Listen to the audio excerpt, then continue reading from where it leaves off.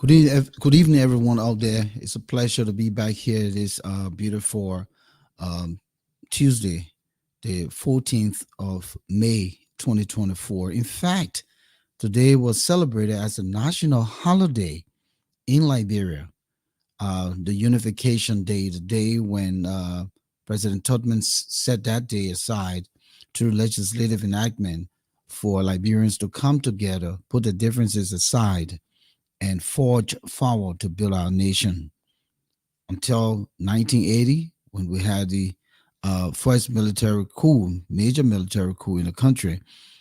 That changed the landscape of our country. Then came 1980, I mean, rather 1990, when 89 to 90, when the Civil War broke up, led by the National Patriotic Front of Liberia, that led the country into a fratricide civil war, one that took the lives of more than 500,000 people. So Liberia has come a long way. And since the war ceased in 2003, we usher in, I would say, two successive governing uh, uh, bodies, put it that way, or governance, uh, led by President Ellen Johnson Sirleaf, who led for 12 years and still didn't get the country unified. Then President George Manneh Sumo, who led for 6 years, just ended his term on January 22nd of this year, who also did not unify the country. And here we have President Joseph Yuma Boakai, an indigenous son who Liberians are looking up to unify the country. So yes, again, National Unification Day. To those of you who celebrated the day, we say thank you for um, coming together to commemorate Unification Day. And I hope that many of you were able to reconcile your differences today, go to, a spot, share some moments together, whether, knocking glasses, like we say in the Liberian culture, or just eating together to celebrate the day. National Unification Day is a national holiday in Liberia. Again, we welcome you here to this 230th broadcast. I'm Volcano Shelton. Here in the Issues Room. The Issues Room is the alternative social media platform that emanated out of Liberia to discuss the things that matter to our country, Liberia, to the African continent, and the diaspora of Black people. So we look at things that trending in our communities here in the diaspora. We also look at the African continent as a whole, but particularly Liberia. And oftentimes we discuss the politics in the country, but we also look at health, education, community issues, community engagement issues. We look at civil society issues, and we look at just a whole, the broad spectrum of things that trend in the country. This evening, I should be joined by, and I use the word should be joined by, Mose Sandy and Alphonso, my two colleagues who are usually here with me. But in the meantime, I'm still in a solo drive, and I'm waiting to see if whether they will be here at some point. But if you just joining us, we say welcome. Please share the link, invite others here to join us. Our conversation tonight should be a fiery one. That is, if Moses and Alfonso are able to join me. Otherwise, I will be looking out to you, our folks in social media space, to join me here via the line. We'll open the telephone lines. We'll hope that you would chime in through the chats so we can post your chats. But it's important that we all come together to have this conversation. And no better time to do this than today, which, as I said, a national holiday just celebrated in Liberia. And I say just celebrated because, of course, it's still 11 o'clock. It hasn't changed yet to midnight. But, this is the moment that we come together. William McDavis, welcome to the Issues Room. It's a pleasure having you, as usual, my brother. Good to see you. Make yourself known. Don't hide behind the scene. We'd like to recognize you. So if you're here with us tonight. If you looked at the flyer we sent out, it had to do with President Boakai being in power for a little over 100 days. It's a business as usual. He coined his own uh, slogan that it would not be business as usual. Have we seen some things that we can look at and say is business as usual? Can we say that, oh, President Boakai, you promised XYZ, but you have not delivered on it already? We're gone more than 100 days. You, the Liberian people, can you point out the opposition, the imposition, the whoever? Those of you who have jobs in the government now, can you look through your souls and say, yes, the president made some of these promises, but we see some repeat of what happened in previous governments? Are you able to say that here tonight? And so we implore you, our viewers, our listeners, wherever you are, we want you to chime in. Are you satisfied with the 100 days of President Boakai? Or are you seeing some things that are business as usual? Some of the things that we captured here in the issues room, and we'd like to point to as business as usual, and maybe we might be wrong. Maybe some of those things have been addressed, but it's been addressed behind the scene, or we haven't gotten the news yet. And for us, we're not going to say that we're not prone to mistakes. We're human beings here. We don't have all the information. And so if you know of some of these things that we're going to be bulleting here tonight, then you can share your opinion with us and you can make it clear. Oh, yes, those things have been addressed. So again, share the link, invite others. This will be a good conversation. It is my hope that Moses will join me. It is my hope that Alphonso will make it here tonight. Otherwise, again, as I said, I will be inviting a lot of you to call in and let's have the conversation.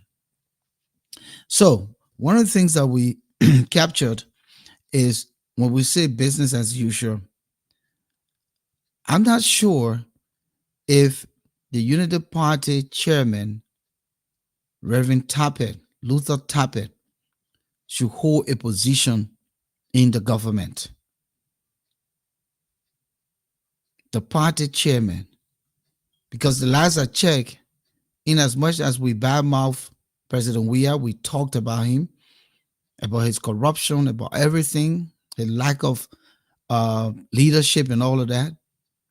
I'm not sure whether Mobile Molu, for the 6 years, was given any job in the CDC government. And if the issues room is wrong, please say it to us here tonight.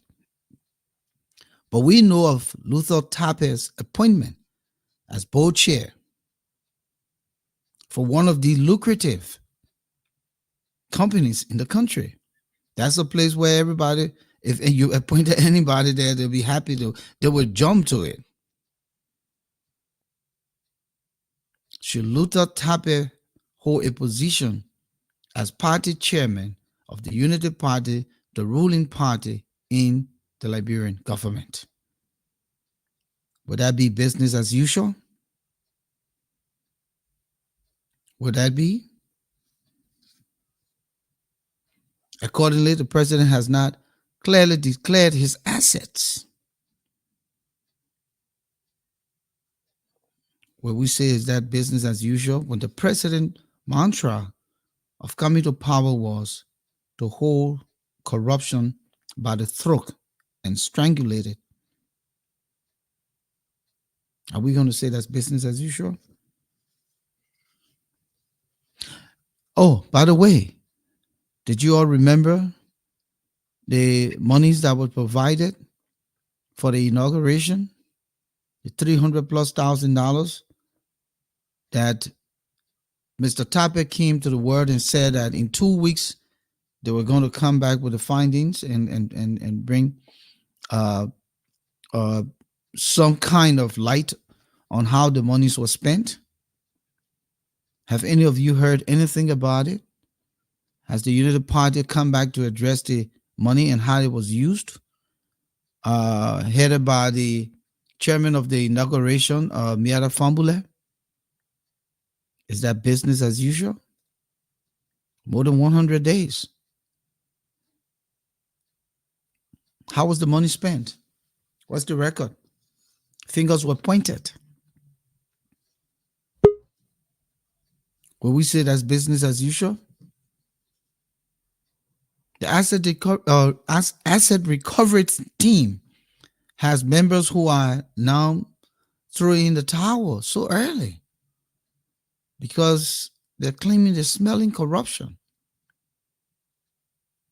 The way money is provided and how it's now being spent independently by the chairman of the Asset Recovery Commission or team, however you want to term it.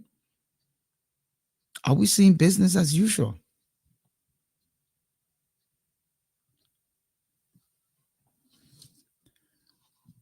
The National Police Force came out and said that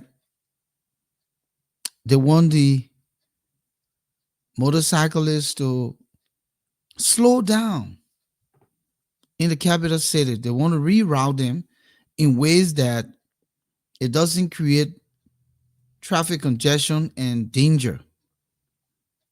The police came up with a stern uh, policy to hold bikers accountable and to apply certain areas within the country.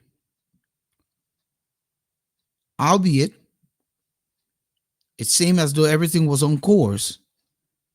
But then lately, the Vice President Jeremiah Kuhn came out and met with the police and the Bikers Association leadership, and they modified things to the point where it changes and it defeats the purpose for the police original policy that would have done a more stringent restriction and keeping the environment safe. The argument, oh, the people don't have jobs, no jobs in the country, and blah, blah, blah. But let's be practically honest here tonight.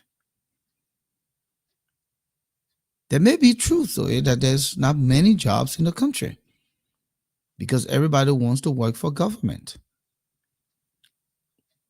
But any object that is capable of taking lives and destroying property, that object must be accounted for by registration, by being insured, and that it follows the driving safety regulations in the country. Any object that takes lives and property, motorcycle and keke are equally capable of taking lives and destroying properties. So for us to have more than 2 point something millions of young people riding motorbike all over the country, congesting the capital, congesting the motorway, driving recklessly or riding recklessly, going in opposite lane, cutting people off, no regards for traffic light, no regards for stop sign. And then you say no job in the country? Is that the alibi or is that the excuse to give that no job in the country so people can just be reckless, lawless? Or is better to put some measures in place to hold these people accountable and to generate income to sustain the economy? Because I tell you for a fact, with me just leaving Liberia in the last week, the motorbikes make a lot of money. In fact, they charge the more, or most rather fair. So if you can hold a taxi driver accountable by insuring his car, by registering his car, and by following the driving and safety rule, then why not hold the motorbike and keke accountable? Because those objects are capable of taking lives and destroying properties. It is disingenuous to do for one and leave all the others. You will be at checkpoints. The motorbike will just come and zoom through, while the attention of the police officer is only on the vehicle. Motorbikes are zooming through. Who told you that the motorbike is not capable with all the load that they put on the motorbike could be carrying stockpile of drugs? Why shouldn't they stop at the checkpoint? And the bundles be checked as well. The loads be checked as well. Why do they have a free pass? And not only that, they apply in the streets with no form of identity. No form of identity. So this is a serious matter and we take it for granted. So when the police have come through with a policy to ensure that some degree of sanity is created, that rule of law is followed to begin with, to control the recklessness of the bikers, then you have the vice president coming to intervene in order to minimize the policy implementation to a point where the bikers can look back tomorrow and say, oh, yeah, Jeremiah couldn't fought for us. So when come 2029, he throw a hat in the race, they can remember him. Because, I mean, let's be practically honest. Isn't that business as usual? When top executives are interfering with public safety, isn't that business as usual? The president said he was coming to the U.S. with small delegation, but from what we heard, the delegation is larger than small. Isn't that business as usual? So a lot of things here that's happening, and we don't want to relive the past. Ellen did a lot of business as usual. She's used her power to the point that she really lived up to her nickname, the Iron Lady. George Weah came and recklessly led the country for 6 years. They didn't follow much of anything. Ran the country. Candidate Boakai at the time said, oh, there is no leadership in this country. We'll come in with strangle corruption. We'll stop it. But even in the way appointments are made in the government, it becomes confusing when you're pulling and plucking and hauling and pulling. What does that depict? That for 6 years you were prepping yourself to lead the country. And then you come now and then we're hauling and pulling and plucking. Everybody's fighting for a job. And President Boakai, we're not going to blame you here wholly and solely, but you need to look at the things that will create a bad precedent for your leadership. You need to begin to look. You need to open your eyes. You need to move away from that sleeping they accused you of. You need to sharpen your tools, because we see some degree of business as usual trending here. And the sooner we can talk about this, hopefully, as a man of wisdom, we'll begin to look at some of these things and address them in the soonest possible term. I'm not sure if Moses is able to come through, if he's connected. Otherwise, if it's not, then Moses, you have to come through by telephone, probably. Let me give you a shot. Let's see if I can hear you here. I'm still not hearing you. I'm not sure what's happening with your microphone connection, but from my end, everything is going well. So you probably might have to call in and let's do this, because we can't keep going back and forth. So I think we can do this, and then after the show, we can try to see what's happening with your connection. But in the meantime, if you decide to, I will, but I can ask Kelebu Gonglo, he wants to contribute, to call in right now. The number to call 404-272-2808. I've just posted the number 404-272-2808. Kellebu, you say you wanted to call in. So if you can, uh, I will feed you in. But in the meantime, Moses has bidden you to it. So let me take Moses. Moses, you're live.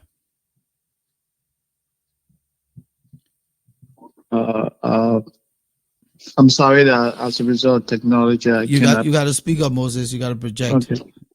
Yeah. Are you there? Moses, you're live. Okay.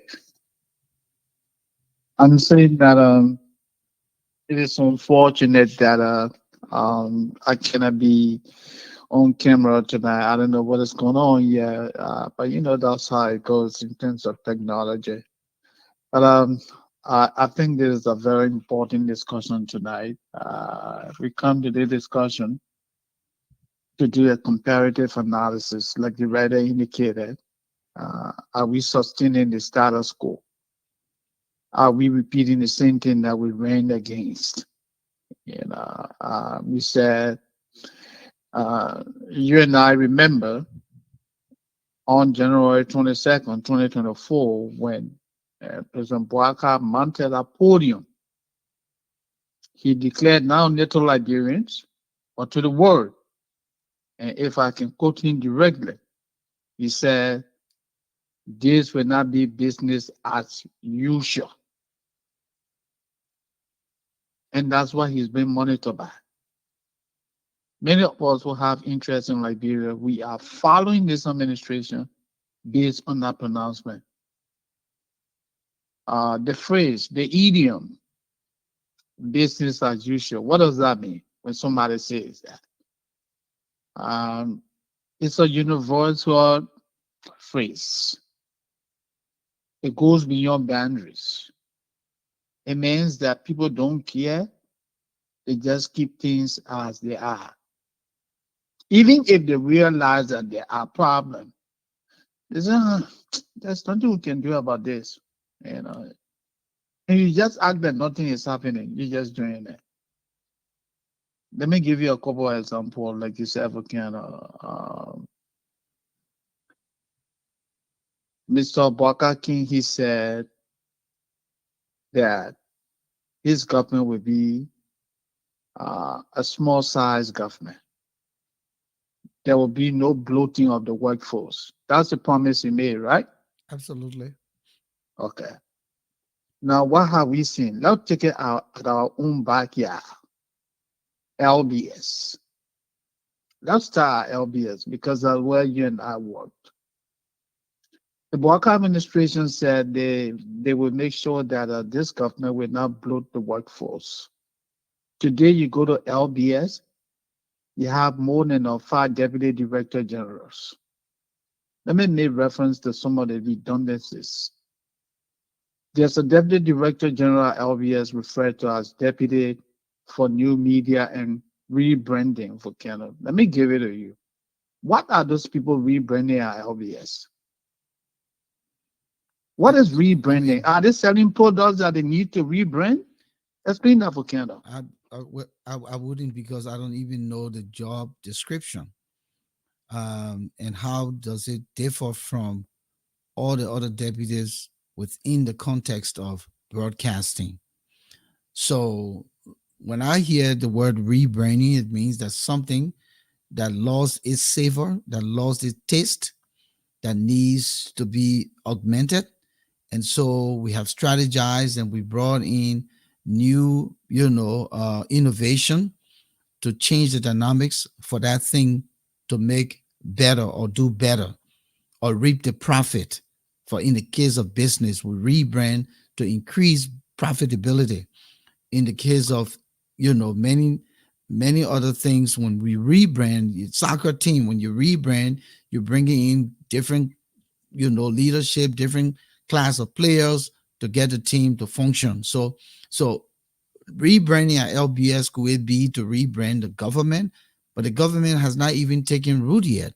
So if for instance you had George Weah, who led the country for 6 years and had all the things that people said about him, and if he had won and decided, listen, we got to rebrand this government. The last 6 years has to change.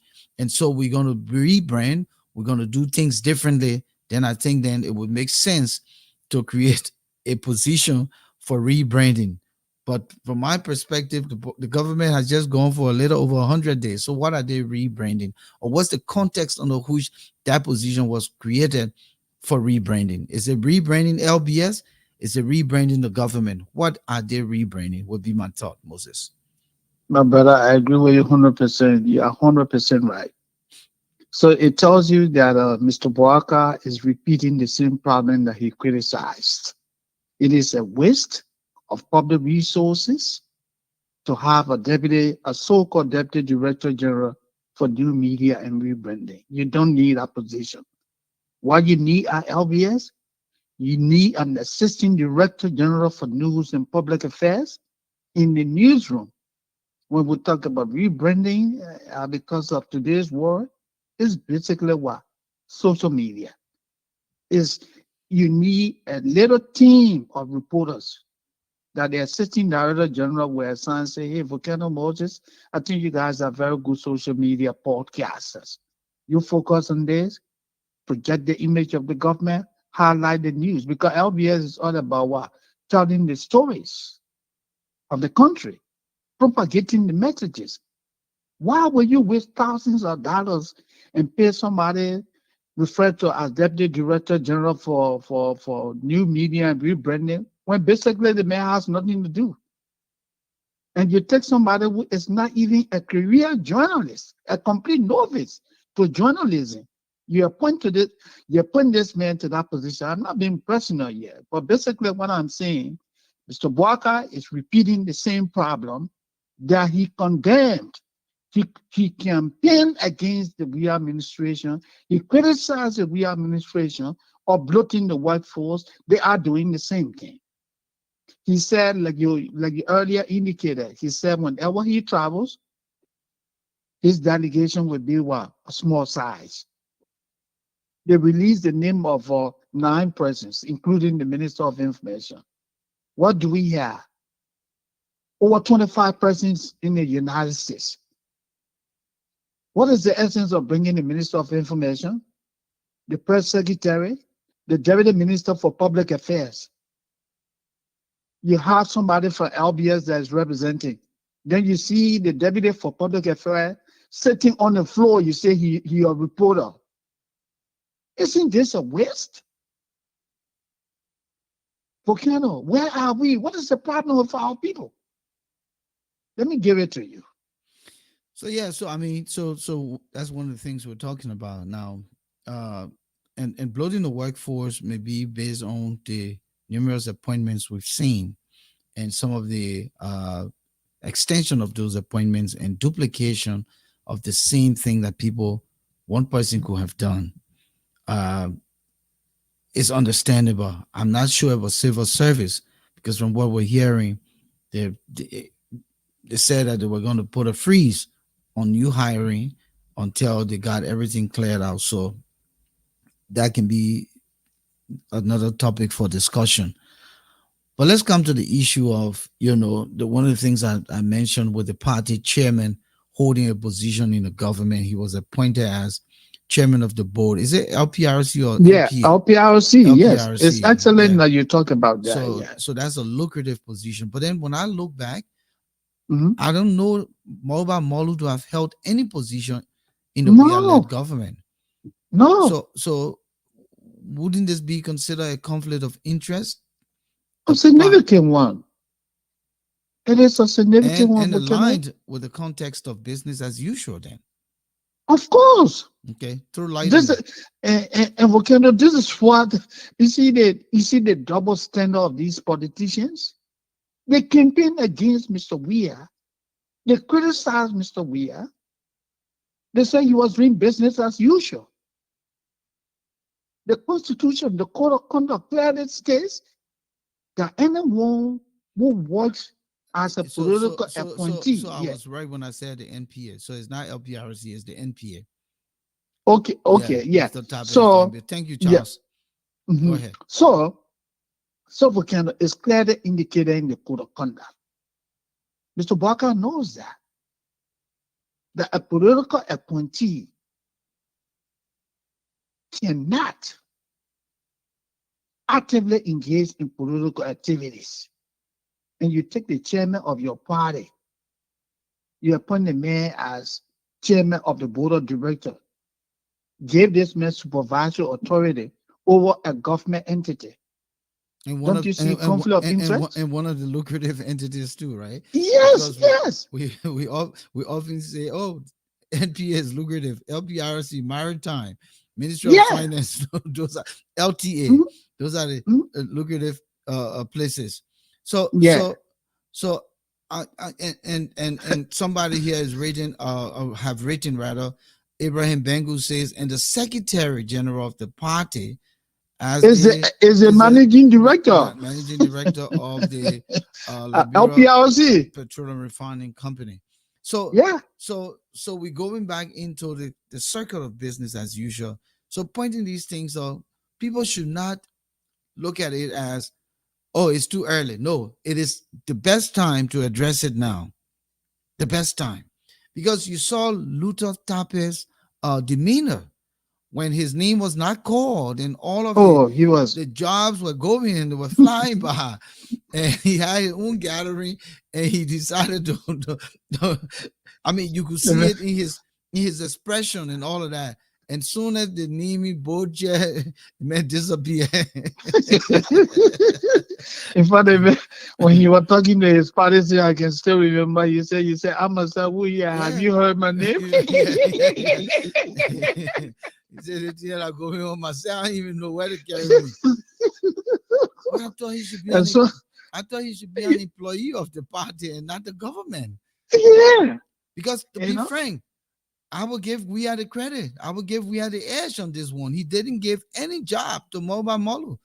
no, If they pay Molu under the table, fine. If the government decides to pay Luther Tape under the table, that's fine. But fine.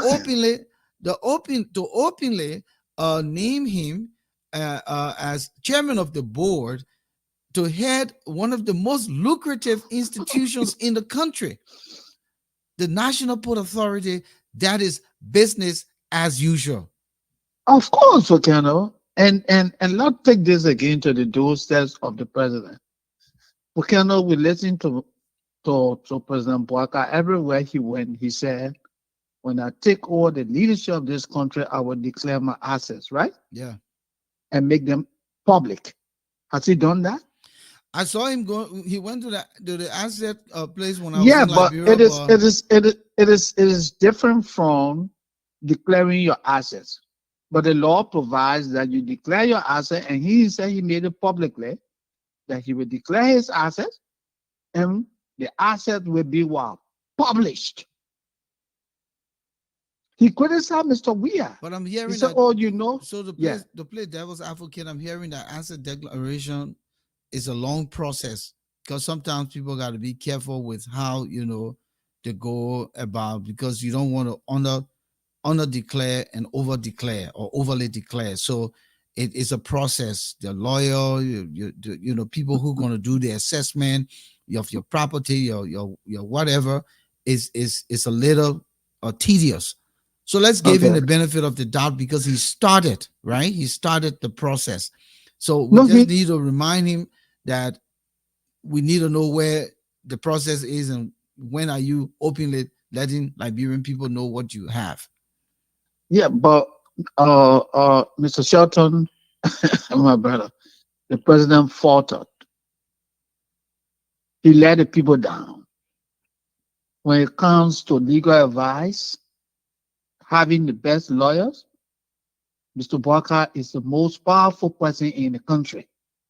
That can happen in the twinkle of an eye. When he went to the LACC to declare his asset, nobody coerced him. Darius DeLong, Senator Yombi Kanga, and the others, they declared their assets. They published their assets. And you're telling me, after me almost five months in government, you can't declare your asset publicly? You campaign. They said, this is what I would do, this is what I would do, this is what I would do. Why can't you prove your detractors Wrong. In this administration, the other day, I listened to one of the senior officials of government. You got less than 10% of public officials that are declared assets. The law is before you take over, even before you go for confirmation hearing, according to the LSCC and the code of conduct, you have to declare your assets. Whenever they appear at the Senate, what do they tell the senator? Oh, Senator, I will declare my asset next week. I will declare my asset a few days from now. Has the president ever given an ultimatum for people to declare assets? Of course not, Volcano. So then what makes Mr. Boakai different from George Weah Volcano? Help me understand, my brother. Well, I mean, there's a lot of differences, that comparison and the contrast, but in the context of what is happening now, uh, we need to talk about it. I'm not going to make a serious comparison with President Boakai and former President Weah. That is day and night. Now, President Weah did some things that were positive, and one of the things, as I was contemplating this conversation, is that President Weah may have meant well, but he surrounded himself with guys who had nothing, and all they wanted to do was to get rich quick.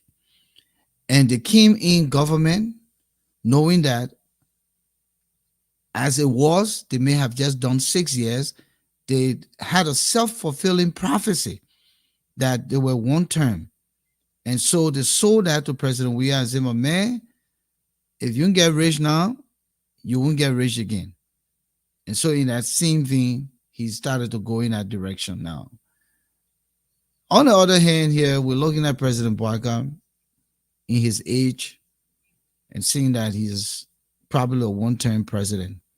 And that's the proposition. But I don't think that if Boakai decided to go a second term, the Liberian people may refuse him if he went. I'd rather led well that would bring opportunities to the country, led well that he will hold people accountable, leads well. If for instance, the upholding of rule of law, the fight against corruption, the opening of the economy, creating the basic incentives for the citizens.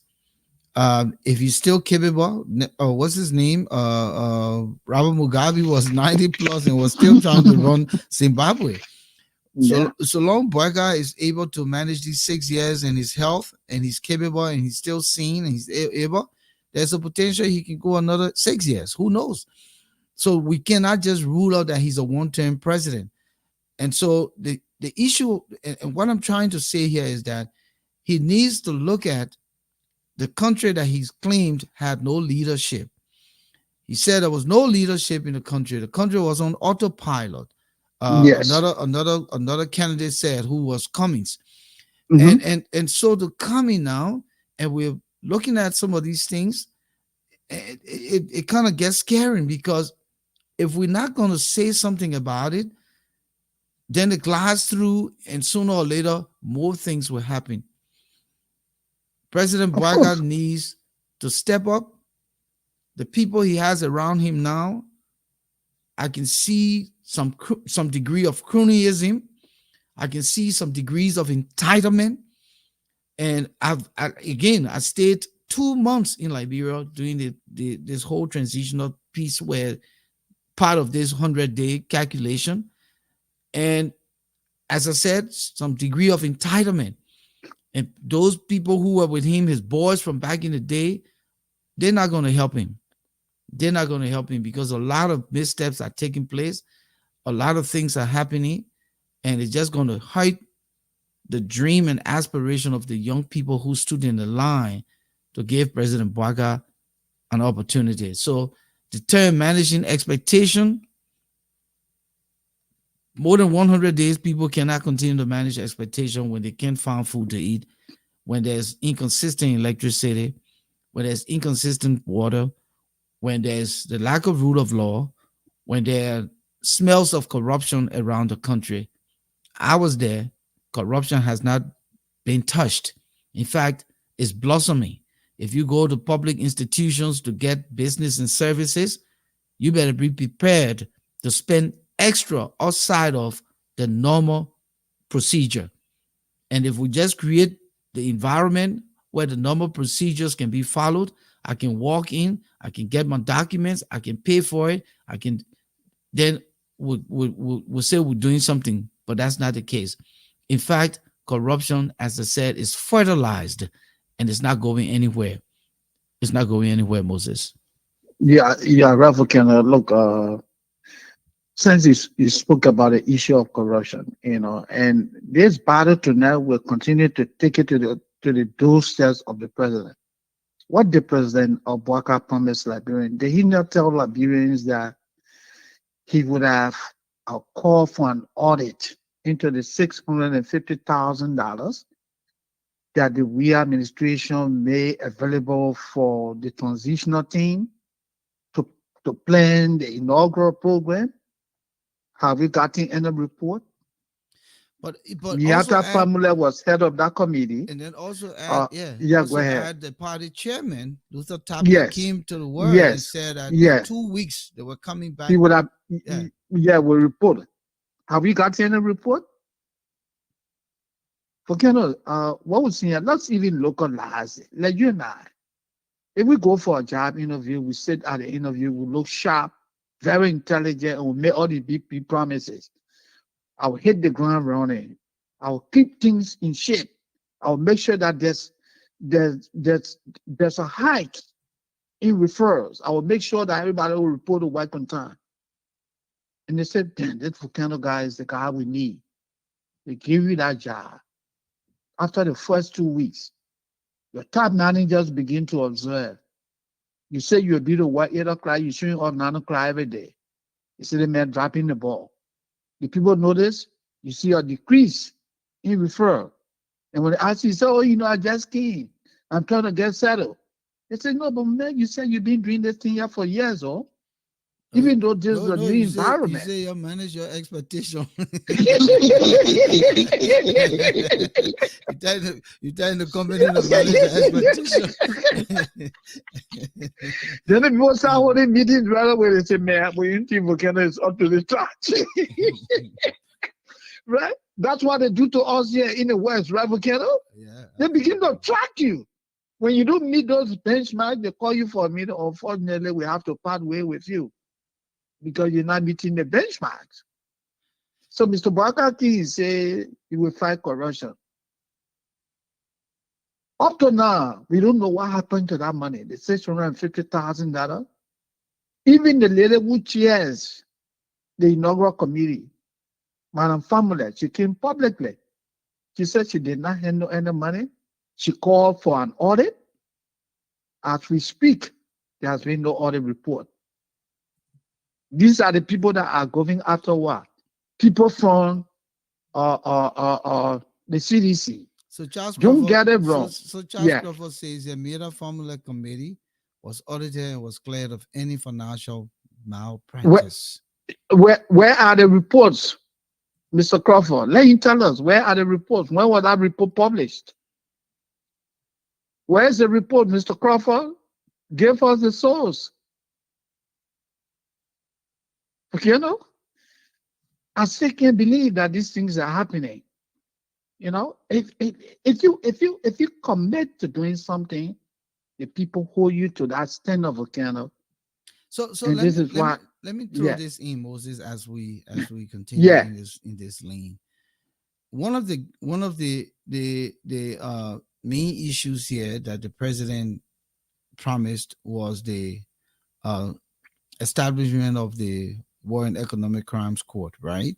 Which yes, he has shown commitment to. absolutely. So, from what I'm thinking here, right? So, Hmm. and I'm going to make this kind of analogy. Christmas is coming. Yeah, You tell your pikin, say, listen, my man, do X, Y, Z, and I will do X, yeah, Y, Z.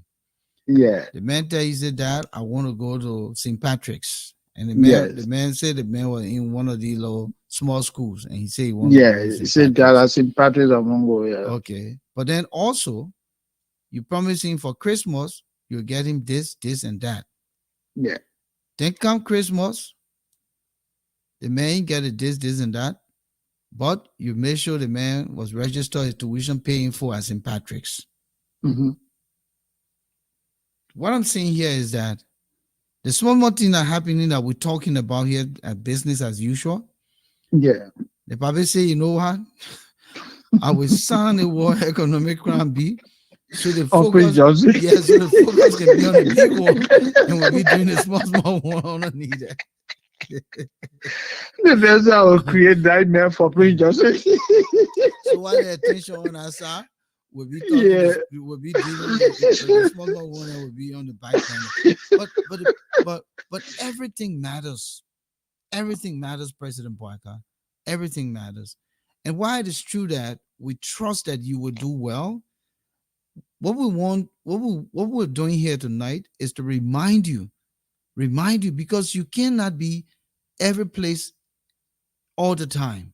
You're not omnipresent. What we want you to know is that every little thing you hear, pay attention to it. We're seeing gossips, though.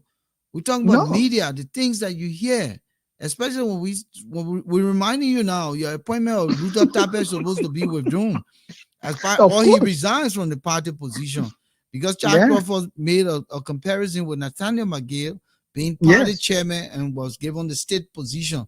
But Nathaniel McGill was given the state position. He did not remain as party chairman. Instead, Not Moluba Molu. immediately. Yes. Immediately, Yeah. he was when the government took seat. McGill step aside. Yeah.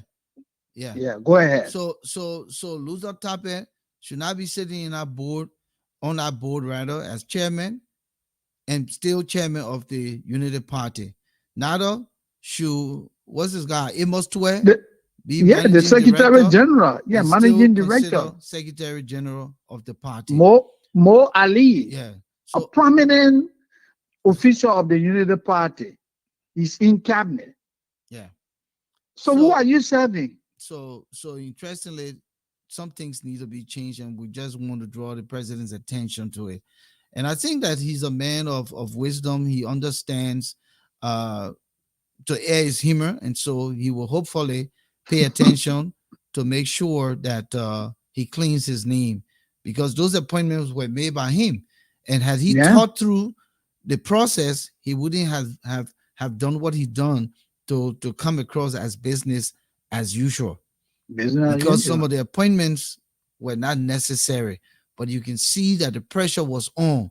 Lucio Tapeko, Unkra, he pressurized the old man until the old man point somewhere without thinking twice, Yeah, without thinking twice. send a mail to NPA. Yeah. And people always think, oh, let's put a man on the board. But the board chairman is the most powerful man. Of course. So how because the man is not managing director, so you think, oh no, the man is the boss of the managing director, Of course. So that's a powerful The position. the managing director is the secretary to the board. The chairman is the most powerful person. When in terms of recruitment, if you really want to do an honest job, the role of the chairman in deciding who becomes NPA managing director is very, very critical. So if the board say Volcano, you myself, we can or So the chairman said Volcano, we can see eye to eye, my brother, your job is in trouble. let me kind of merge because Moses right now you're on the line, so just stay there. Let me add in Sure. Kelebo. Uh, so I'm gonna merge you, Kelebo. Tonight Moses is having a serious problem with his connection. So lower Okay. your monitor in the background because I don't want feedback. Yeah. So Moses, The background because I don't want feedback. Yeah, I lower my monitor. not you. That's Kelebo who came in. He's on the line. Okay. Are you there? Guys, I got my monitor off. All right. Thank you. Moses is here. Um, Yeah, Karapo, how you doing? My name is Caleb. I thank you, Bishop. I just want to make a few comments. This is an interesting discussion. Here is my personal take on the performance of the government so far. Firstly, my observation from the election, I think the Unity Party and the agent provocateurs of the Unity Party was so President Boakai. It was so his capacity. that he would do this. He has this for 2 years experience in government. So they made him to appear like a know-it-all man, you know. So that image he created of him, and you mirror that, if you just oppose that along with his current performance, is very dismal. I mean, you go on to the nomination process where uh, they have to withdraw nomination many times. You have to, the two-person getting the same green letter for the same position, where the president is even appointing Inspector General of Ministry of Commerce, which is a civil servant position, Inspector General of the Ministry of Labor, which is a civil servant position. And when you press, then they tell you, oh, Joshua did it. I thought you said Joshua was inferior. This job was a man's job, not boy's job. Joshua is a boy. He can't do man's job. Now you're going to say, oh, you want to compare your performance now with the boy's performance to say, oh, because Joshua appointed someone is civil servant position. So I who have the 42 years experience, I can do the same. I mean, it's just ludicrous. It's just sickening. You know, I mean, if you look at the logic they use now to defend Boakai, the best way to say is it's an impoverished logic. It has no substance. It has no nutrition. Nothing. Empty. But here is the other serious thing, Volcano. You have enumerated many other stuff. But I want to draw your attention to the $22 million that the Minister of Public Works gave out in contract. Many people in the press and in government, particularly in the legislature, tend to overlook this. If you go to the PPCC website, the Public Procurement Act is very clear. The Public Works Minister appeared on the show, which I was a panelist on that show that night, the closing argument. In that action, Mr. Minister, do you consider the 100 days delivery as an emergency for the country? He said, no, it's not an emergency. Because under the public procurement law, section 55, if you go there, so, which normally people say single soul, there are conditionalities that for you to meet that, you must meet, it's spelled out in black and white. So this was not an emergency. But if you're going to do emergency situation, in fact, it should not last more than 100 days. But the Minister of Public Works, according to him, he contracted road builders, he said road maintenance for 2 years, some of them 3 years. So clearly that was not emergency. It was a development initiative. More to that, there was no approved budget. The budget was a draft budget before the legislature. Under the PFN law, there is a 112 rule under the PFN law. That 112 rule was meant not to shut down government if the legislature delays the budget. So civil servants can get salary, the president car and other officials of government, gas can be fuel, can be gas for them to run the engine of government. Maybe the president or other critical service provider in the government may have even a foreign trade. So you don't shut down government. That's what it's okay.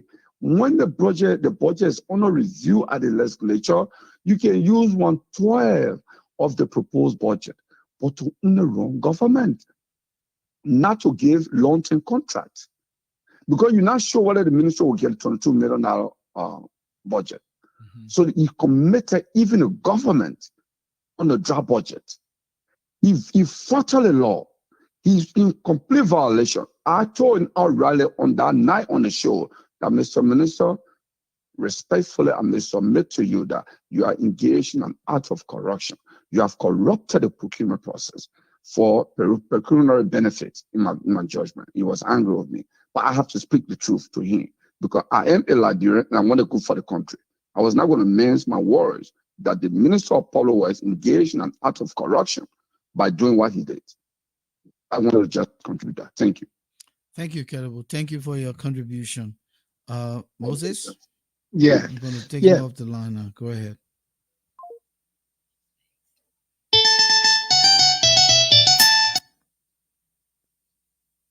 Oh, man. Moses, sorry. I don't know what's going on here, but Yeah, the problem here, you brought all the problem, my man. You had 100 years to fix the thing. Welcome back. Moses. Yeah, welcome back. Sorry, Yeah, thank you. I tried to end his call, but Yeah, no problem. Yeah. But look, Volcano, let's talk about another thing that come across as business as usual. As I speak to you right now, the chairman of the Good Governance Commission is no longer occupying his position. He has been replaced on the allegation that he and other executives of the CDC were seen campaigning. What happened last month? The very allegation that the government made against the chairman of the Good Governance Commission, we saw a replay of the same thing in Nimba. How do you have the chairman of the Unity Party, who is also a political appointee, and the code of conduct says political appointees are not to engage in campaign activities. They shouldn't do anything that way with that that would undermine the electoral process or that would portray them as taking side. The code of conduct clearly speaks to that. Mhm. And you have somebody as chair of the board of directors of the MPA who having to be chairman of the Unity Party, breaking the very law in Nimba County. He and other UP executives that are currently in this government were seen campaigning for Canada. You see the double standard? business You as say usual. Moses Sandy, you were campaigning, so I remove you, I replace you with Volcano Shelton. And people watching Volcano Shelton. And Volcano Shelton turns around and violates the same law. But yet you can't even say nothing to Volcano. Mr. Luther Topic is still chair of the board. Isn't that business as usual? Double standard. Volcano. Yes. Thank you. Listen, if you just joining us, welcome to the Issues Room. We're here with our 230th broadcast live here on Facebook, YouTube, Twitter, LinkedIn. We encourage you to join us here Tuesdays and Fridays, 7 p.m. Eastern Standard Time when we broadcast. I'm Volcano Shelton with Moses Sandy here, who have a little bit of problem based on the connectivity within his gadget to come live. So that's why he's being fed by the phone. And also we're hoping that Alphonso, our other colleague, will have joined us, but maybe he's pressed with work. We just want to quickly recognize Charles Crawford. Good to see you, my brother. Welcome to the show. Thanks for your perspectives here in the chat. Manneh Sumo, Raymond Clark, it's a pleasure seeing you here, my brother. Welcome. Of course, Flomo Livingstone, a strong proponent of the Boakai-led government. At least to some degree, you can kind of reason and see side. You're not too much on the opposing side tonight. You understand some of the things we're talking about. William McDavid, good to see you. Christopher Wesley, of course, it's good to see you. Now, Christopher said he's somewhere in Australia. But it's good to see you here, my brother. Welcome to the show. James Tamba Boba Sr. Seemed to be your first time here. Come back again. Again, Calabo Gonglo. It's a pleasure having you, my brother. Welcome to the show. Abraham Bangu, thank you for joining us here tonight. Just good to see all you wonderful people here. Hoping that Thomas Awaji will come. Adiha Umo will come. Godwin Wiado will come. Shaki McAfee, all of our regular and Ivy viewers will show up here tonight to join this conversation. Moses, we have about 30 minutes to go. Let's pick up on another 10 because we have memory lane and then we have what type of country is this. Sure. Yeah. So in continuation of the conversation, one of the things Business as usual. one of the things I talked about has to do with the government, the vice president coming to meet with the police and the motorbikers, folks to kind of uh, moderate the policies that they have initially decided to implement on the 15th, which is tomorrow. In fact, Hmm. tomorrow.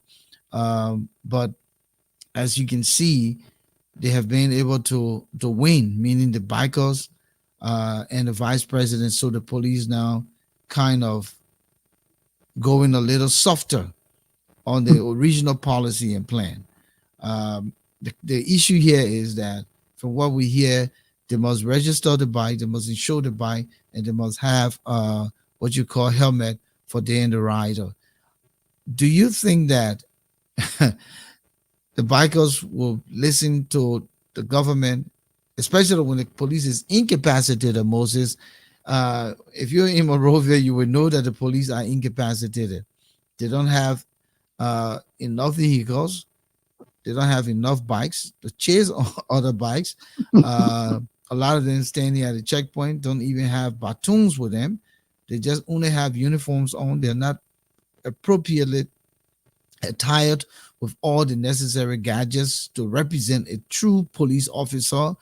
And so you will have bikers not adhering. There will be passengers with them with no helmet. There will be themselves with no helmet. Some of these bikes will be flying with no license plate, and a lot of things going to just go crazy.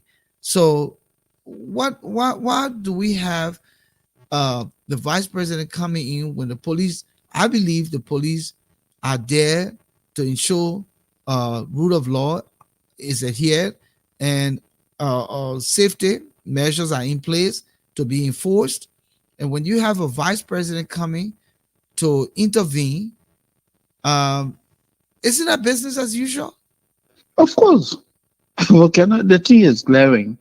In fact, before I even go further, not take it at the family level, So Volcano. just pause the family level thought.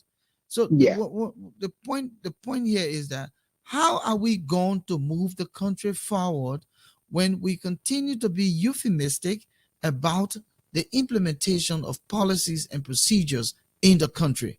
The country is already rotten to the core. The country is already corrupt to the core. The country lacks the rule of law to the core. The country is just a messy place, not a country. It's just a messy place.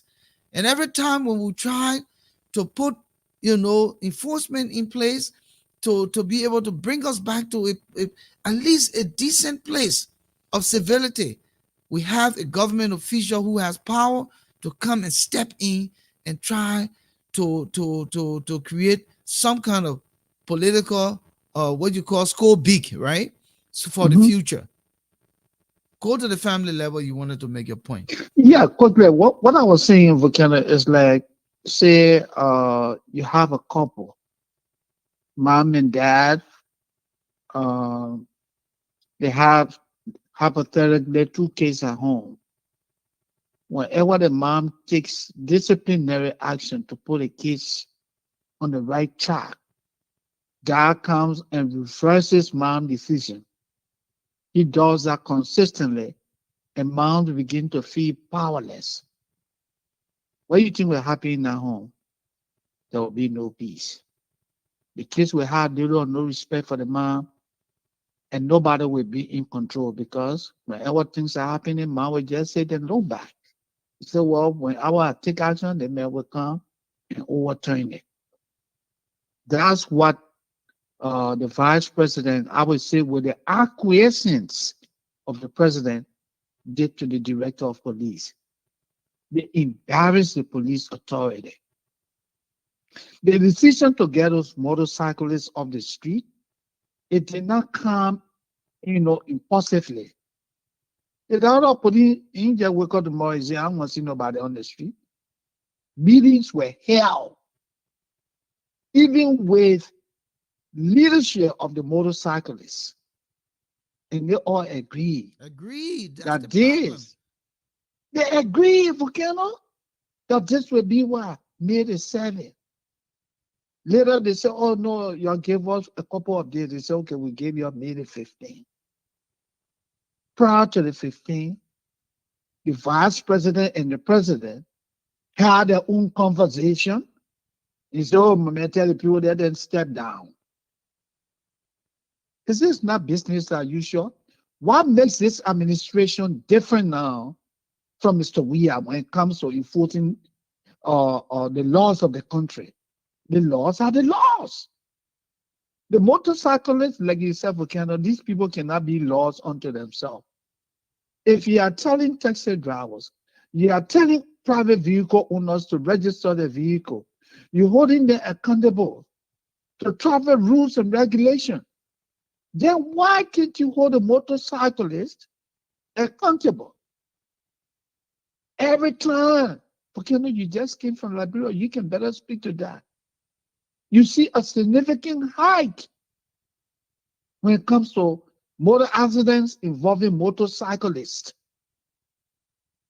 You guys do not respect traffic regulations. They turn wherever they want to turn. As a result, they are constantly running into motor accidents. They are either hurting people or they are being killed. The police recognizes that this is a problem. This is not the first time. The Salif administration did it. They contained the situation. Before they decided to enforce this law, they met with the executive, the very president and other people. They all, I assume, were in agreement. But for political reason, the president and his vice president decided, oh, you're overturning that thing. So what do you think the police will do? If I were a coma, a lot of my people are just here. I would look the other way. These people are in charge of the thing, they don't do that thing. That's a high level of disrespect that undermining the authority of the police. Let me stop there. Yeah, Moses, we can't continue down this path. This is a reflection of business as usual. Business as usual. Let me just quickly. Okay, Charles. Charles says he has to go to bed. He's in Liberia and is late on that. And I understand, Charles. Thanks for your participation here tonight. Hopefully, we can get you as one of our in-studio guests to join us here in a subsequent broadcast based on your availability. But let's come back to the conversation, Moses. Will we ever see a normal Liberia in our lifetime? Well, then I want to defer our children. Because these are the little steps that we can take to normalize the situation. Yeah. Moses Dogba Sandy. Yeah. I just came from Liberia. The thing is getting worse by the day. When you have rodents, right? And you're not addressing the rodents issue, what happens? They took all to the house. Yeah. The motorbike issue has never been addressed over the years. Oh. The people who are importing these bikes, in fact, they was also being a meeting with the Bikers Association and saying, man, look, man, y'all got to stop this importation. The ones that are here now, let's sell them. Let some of them spoil, go to the dump pile. Then we can think about bringing. But the people just bringing the thing endlessly. Yeah. So the availability of bikes is like, in fact, you can get motorbike quicker than you can get a bag of rice. Wow. You can get a motorbike quicker than you can get a bag of rice. That's how bad it is. And what bothers me is that they have no regards for the traffic. No regulation. Moses, these guys just do anything they want to. They will just sit in any intersection and just block the whole place. I show you a picture of the roundabout. The roundabout is still in what you call it's still being worked on. Being built, yeah, in his sentences. Yeah. And I don't know when they opened that little one small lane next to the LRA, they moved from that end and came and took over the entire roundabout there, and they can't get it turned that place into a parking station. How do you impede development projects? Yeah. Here in America and in many developed nobody countries, says nothing, my man. Yeah, here in America and in many developed countries, When there's a construction work going on, the police presence is existential Of course. because they don't want people being reckless, driving all kinds of way, and you go kill a construction worker. So they try to make sure that the police presence is there, that the people are following the traffic, the detours they create, that they're following those detours, they're not coming to impede the work that is being done. The roundabout is the ELWA junction is a major intersection in the country. It is the gateway to all of the suburban cities, including the capital, after you leave the Roberts International Airport. But the people are selling in the place. They are parking, they turn the place into a parking station, they're creating dirt, and they're making a mess there. And nobody cares. Oh. Nobody cares. How can we run this country without following some little degree of rule of law?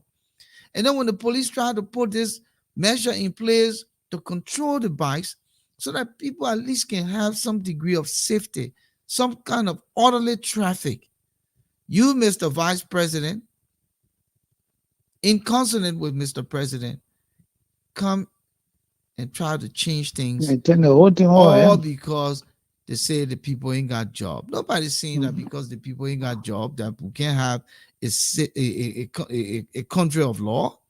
Are we going to just be a Gotham City or some kind of degree of Armageddon where everyone just does what he or she wants? It will even be better to create more jobs by regulating the bikes, putting what you call license plate on them, they're paying insurance, they're following the rule of the traffic rules, and everybody goes safe. Yeah. That can be a form of employment, yes. But when a picking girl, he's 15 years old, his uncle buy a motorbike and say, my man, you just sitting out in the house, you doing nothing, can't go look for money. Bro, he jump on the motorbike, he put his slipper on, and he didn't brush your teeth, he didn't even take back. You go sit down behind him. So now he said the morning sunset, you won't fall from the motorbike. All of them going. Some of them don't. I mean, Moses, the thing is bad off. It's bad, man. That civilized, decent country is in chaos. And how can you be president in that country? How can you be president only because you have a convoy that when you put a siren on, and you know the other thing that can really get to me? No. The people know that the country is so small, the roads are just one way in and out. And it's foolish, and I will use the word foolish here tonight. People who driving the motorcade, they have a lane clear, they can even drive in the middle of the road, nobody pick up, people pull to the side. Yeah. But they're so reckless and disrespectful to the citizens of that country. They will drive into you and try to push you off the road. Like, how much road can the president have? Yeah, the road is small. Moses, the road is small. I know a lot of people have died as a result of that. Once people hear the convoy, they will slow down and park to the side of the road. But yet they will be coming onto you and trying to push you off the road when they have all of the space in the world because it is the president. These foolish guys who are driving in the president's convoy, in the vice president convoy, in many of the convoys over there, they're reckless, they're irresponsible the way they drive in the country. And I'm seeing this as a citizen of Liberia, and I have the right to say it's my right. They are very reckless and irresponsible. They don't have to be that crazy. They don't have to be running into people and trying to push you off the road when there's no shoulder to the road. The president needs to address that. They need to take care of that. So that's the problem we have. The country is in chaos, man. It is. You better see the rule of law. You better feel it. You just gotta be there if you have to be there, and just try to be safe as much as possible. Wow, it's very unfortunate. I mean, can you imagine if like the way sometimes we do, driving with distraction, the guys can easily run into you and kill you. Moses, I see convoys around here. I was just in New York City the other day. Yeah. There was a convoy. I think it may have been the governor. Okay. But those people, they were driving like professionally. yeah. They were not leaving the lane that was created because the traffic, the other drivers moved all the way. They were not forcing their way onto people and pushing them until they can't go nowhere. The No, corridor that was created is the corridor. Once the president of Liberia is coming in his convoy, that's it. Yeah, that is Congo. when Yeah, somebody moves to the right and the other opposing traffic moves to the left, you have that whole middle corridor. There's no need for you to try to show off. Some of them holding rotten in their hands, some of them holding, especially that blue EPS car or whatever it's yeah, called, the one yeah. in the pickup back, Or the movie Ratings. with stick in the hand. You understand me? Some of them moving with loudspeaker, clear the road, you died at your problem, clear the road, you died at your That business. that's so primitive for me. Look, For me, you want to tell me that how primitive we are? oh yeah, clear the road.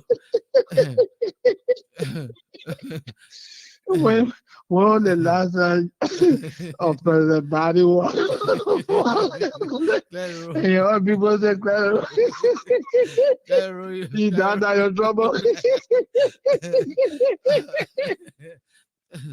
Wait a minute. What? Flomo Levis, I tell you something that happened in Weird Town.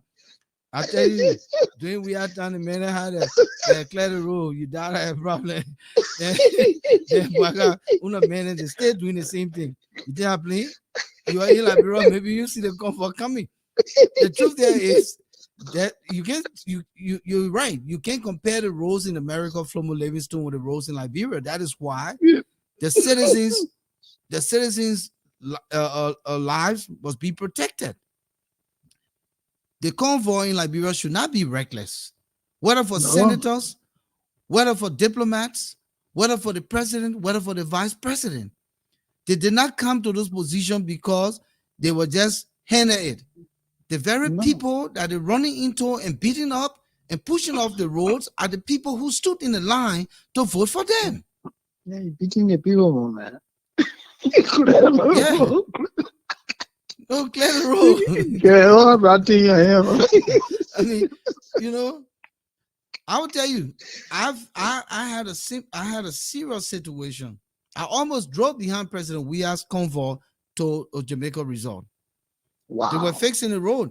King Gray, when they were digging the road prior to where now the quota is fixed, it was like a 6 feet ditch off the road. If Flomo Livingston, you were in Liberia. 6 feet ditch off the road in the King Gray area after you pass the Golden Key Hotel to turn the curve to where, I don't know, is it Jetty or Seti Bread? In that area, there was they dug the road and left the quota in the meantime while they were surfacing the muddy part of the road.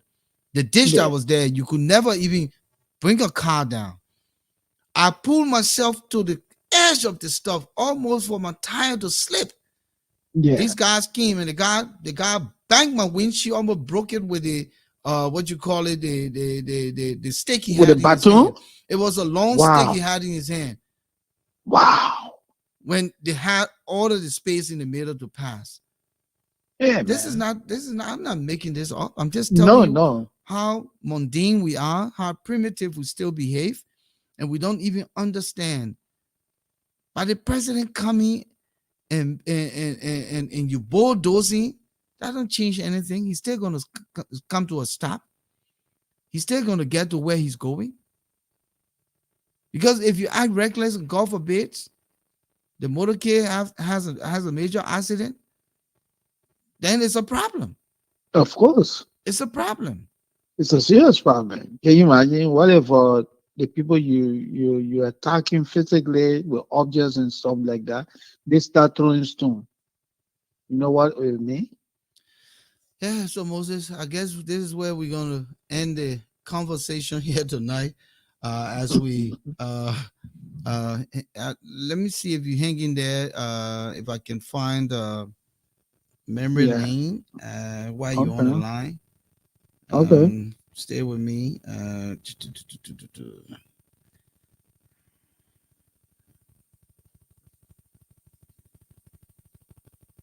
Mm.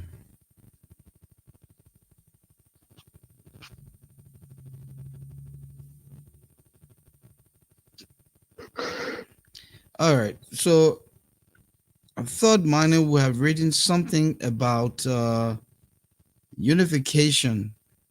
Yeah. But what I'm looking at here, he has one here about Guinea and Conakry, Okay. and the other one is about Mother's Day. Okay. So I guess since Mother's Day was Sunday, The most recent, yeah. yeah, I'll just probably go with that. So Yeah. we're going to do this quick. Memory lane here by Dr. Manneh Sumo, titled Mother's Day. And he says here, Happy Mother's Day to all women of the world. And if you all recall, this past Sunday was Mother's Day.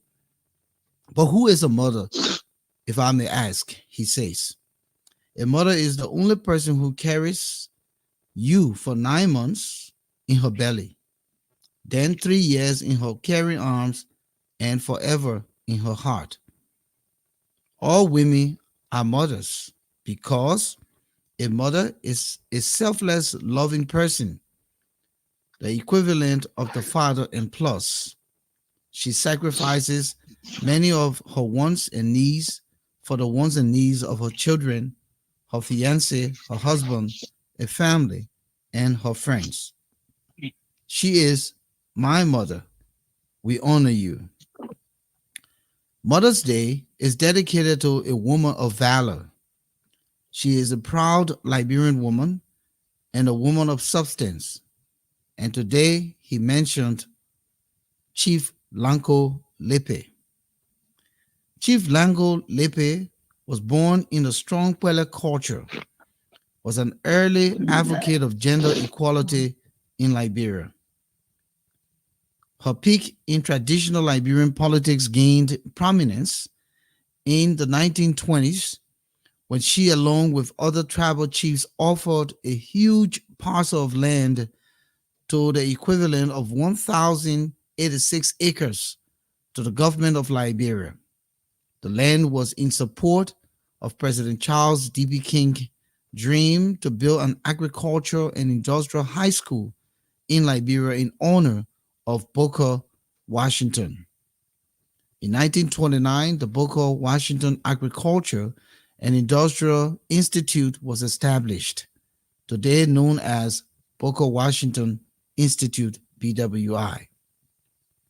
BWI was established by President Charles D.B. King and the caring hands of a woman. Throughout her leadership, Chief Lanko Lepe was also an advocate for education. She negotiated several school projects, thus making Kakata then her seat of government, becoming famous for the most schools in a tiny city like Kakata. Kakata can today boast of BWI, KRTTI, St. Augustine, St. Christopher, Lanko Lepe, demonstration among many distinguished schools. Kakata is a small city with many schools. The Lanko Lepe High School in Kakata is named in honor of Chief Lanko Lepe. God bless the woman. Happy Mother's Day to Chief Lanko Lepe and all women of Liberia and women of the world at large. During the dedication of BWI, Lanko Lepe used her famous words to denounce anti-gender equality. And she was a proponent, and that word is called yo-yo, meaning foolishness in Pele. In Pele, yo-yo means foolishness. Since then, yo-yo has become a revolutionary slogan for peace and change in Liberia. It doesn't matter the situation, we are all one and equal in the sight of God. So put away your yo-yo and let's work together for the common good of us all, says Lanko Lepe. After the elections of Madam Ellen Mills Scarborough to the House of Representatives in 1959 as the first female member of the House, Scarborough met with Chief Lanko Lepe and celebrated the ever popular slogan of change, yo. Today, we say congratulations to all mothers. Of course, it's belated. And Dr. Sumo says, I come in peace. Moses, what type Yeah. of country is this Mhm. where the convoy, just hearing the siren alone, you know that it's an emergency. Yeah, you But the panic, man, brother. but the man using what they call megaphone, Roddy? Yeah, they call it megaphone. yeah. Clear the road, clear the road, clear the road. You died of your own What? problem, clear the road. And the man is glad. So can you imagine, man, like I was saying, they kind of the kind of distracted driving that we do here. Some you're looking for your cell phone, you're doing this, and your eyes go off the road, my man, look how it just running to you. Yeah, it's time for what type of country is this? We want you to contribute right there. What type of country is this? But what type of country is this that we still using megaphone? Clear the road, clear the road. You died, I worry. Clear the road. The president come for coming Clear on. the road. The man got ratted beating people. I don't know, man. I'll tell you to you later on, man. Whatever country is it that you tell another man, you say, well, man, I remove you from office because you were campaigning, but I didn't know your party chairman campaigning too. Whatever country is it, you take a DJ and carry the ELVZ, you say, my man, you know how to play. You know how to talk too much on social media, so it made you definitely for new media, rebranding and new media. Okay, we got one here from William McDavis. What type of country is this? Yeah. Where the vice president is the head of the motorcyclist. He gonna go pay for that. What type of country is this? Manneh Sumo. When the president's convoy tell you to clear the road or you will die for nothing. Yeah, man. Don't mind, man. Hold it, man. Just clear the road, clear the road. You die for nothing. So now you hear that, I say, hey, they come here again. Let me move on the road here before. People are panic, my man.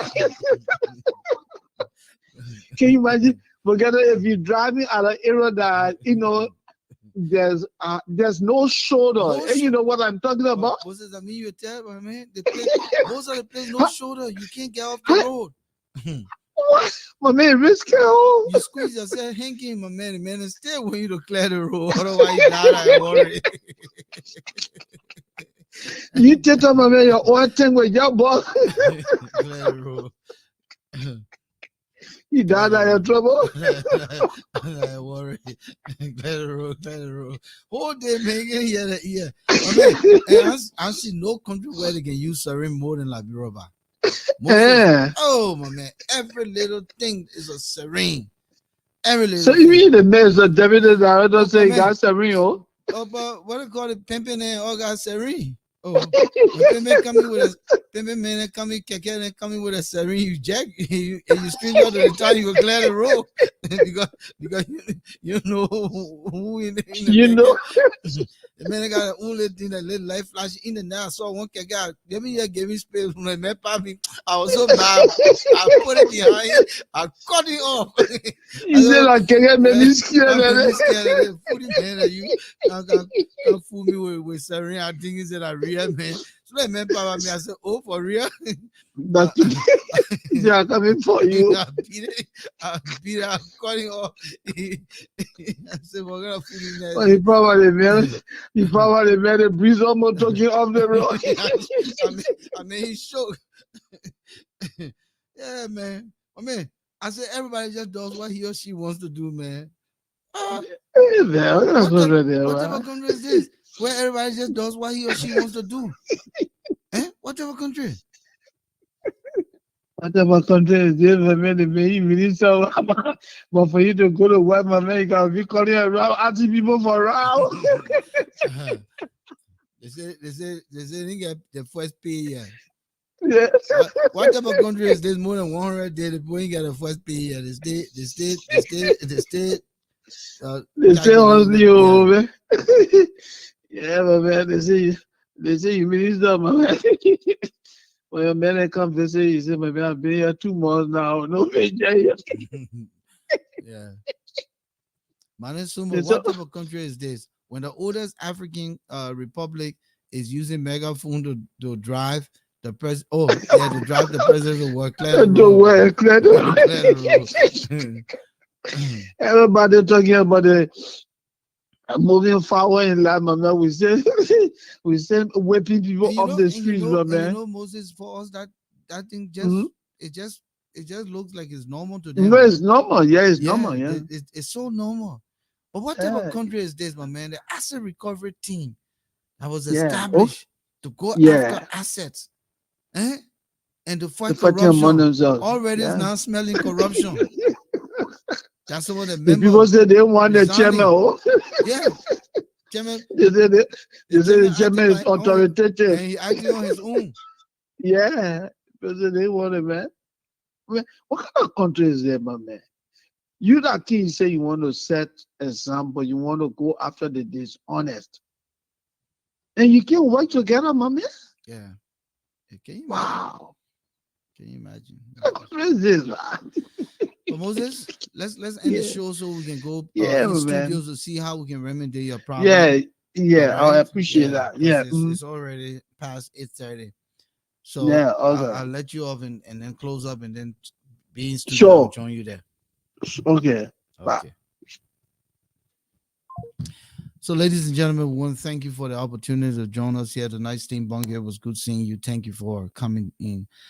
Tonight, we talked about whether it's business as usual. We pointed out some of the issues that we see trending in the country right now that resembles what happened within Ellen's government and that of Mr. Weir. And it's our hope that President Boakai will uh, begin to address some of those things and make changes immediately.